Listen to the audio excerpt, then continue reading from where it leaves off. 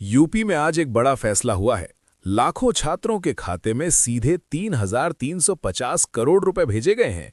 लेकिन असली बात क्या है, सुनिए। हमारे जो जनप्रतिनिधिगण हैं, छात्रगण हैं, उन सभी को मैं आज छात्रवृत्ति वितरण के आज के इस कार्यक्रम के अवसर पर हृदय से बधाई देता हूं, अपनी शुभकामनाएं देता हूं।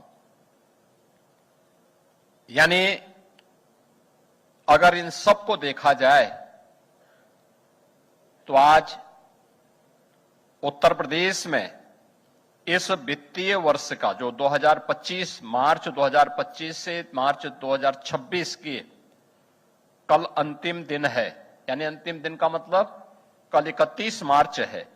तो इस वित्तीय वर्ष के अंत तक अब तक जो अभी हमारे समाज कल्याण विभाग के मंत्री कह रहे थे कि हम लोग 67 लाख बच्चों को ये स्कॉलरशिप उपलब्ध करवा रहे हैं और यह इसके साथ ही ये पूरी योजना इस वित्तीय वर्ष की यहां पे संपन्न हो रही है। यानी ये चीजें दिखाती हैं कि जब सेवा संवेदना का हिस्सा बनती है और किसी भी सरकार का लक्ष्य व्यक्ति नहीं, जाति नहीं, संप्रदाय नहीं, बल्कि सबका साथ और सबका विकास होता है, तो उसका परिणाम इसी रूप में होता है कि सबका साथ सबका विकास का आदरणीय प्रधानमंत्री जी का प्रेरणादायी जो मंत्र है वह कैसे बिना भेदभाव के सभी समुदायों को उस स्कॉलरशिप की स्कीम के साथ जोड़ता है। अनुसूचित जाति जनजाति के 100% छात्रों के लिए, पिछड़ी जाति के छात्र छात्राओं के लिए, सामान्य वर्ग के अति गरीब छात्रों के लिए और अल्पसंख्यक समुदाय के छात्रों के लिए पढ़ाई के लिए एक प्लेटफॉर्म उपलब्ध हो और उन्हें यह स्कॉलरशिप समय पे मिल सके। इस सरकार की मंशा पहले दिन से थी। हम लोगों ने पहले दिन से इस कार्रवाई को आगे बढ़ाने का प्रयास भी किया, लेकिन खामियां ढेर सारी थी। जैसे यहां समाज कल्याण विभाग के मंत्री ने आपके सामने कहा भी कि क्या स्थितियां थी। 2016-17 में समाजवादी पार्टी ने अनुसूचित जाति जनजाति के छात्रों की स्कॉलरशिप ही नहीं दी।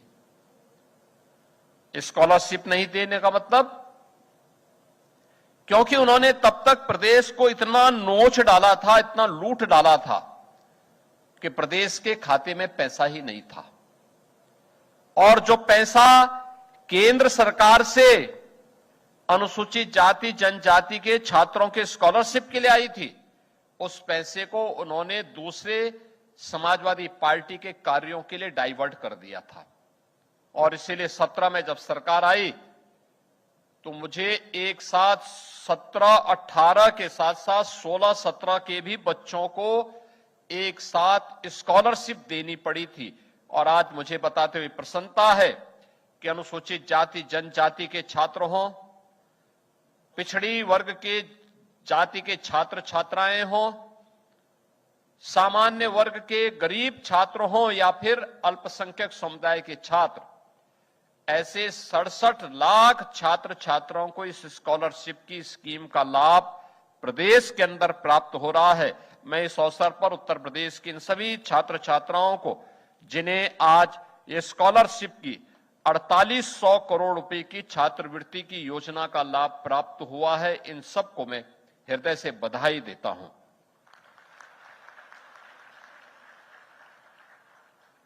ये अत्यंत महत्वपूर्ण है कि ये काम इसलिए भी सही समय पे संपन्न हो पा रहा है। पहले होता क्या था, स्कॉलरशिप की राशि होती थी कम,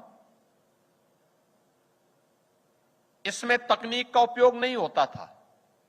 यहां से पैसा जाता था जिले में और जिले में समाज कल्याण विभाग अधिकारी, पिछड़ा वर्ग कल्याण विभाग का अधिकारी, अल्पसंख्यक कल्याण विभाग का अधिकारी या अन्य जो लोग होते थे, ये लोग फिर उसमें मनमाना करते थे। स्कॉलरशिप आई 500 तो उस छात्र को मात्र 250 या 200 ही मिल पाता था। मुख्यमंत्री योगी आदित्यनाथ ने करीब 28 लाख छात्रों को स्कॉलरशिप ट्रांसफर की है, जो डायरेक्ट बेनिफिट ट्रांसफर यानी डीबीटी के जरिए सीधे बैंक अकाउंट में भेजी गई है। इस योजना का फायदा 9वीं, 10वीं और पोस्ट मैट्रिक छात्रों को मिला है, ताकि आर्थिक रूप से कमजोर बच्चे अपनी पढ़ाई जारी रख सकें। अगर आंकड़ों की बात करें तो ओबीसी छात्रों को सबसे ज्यादा 1838 करोड़ रुपए, जनरल वर्ग को 779 करोड़ रुपए, एससी छात्रों को 467 करोड़ रुपए, माइनॉरिटी को 252 करोड़ रुपए और एसटी छात्रों को 11 करोड़ रुपए मिले हैं। सरकार का कहना है कि इस डीबीटी सिस्टम से बीच के बिचौलियों को हटाया गया है, जिससे पैसा सीधे सही छात्रों तक पहुंचेगा। इस दौरान सीएम योगी ने विपक्ष, खासकर अखिलेश यादव पर भी निशाना साधा और कहा कि पहले योजनाओं में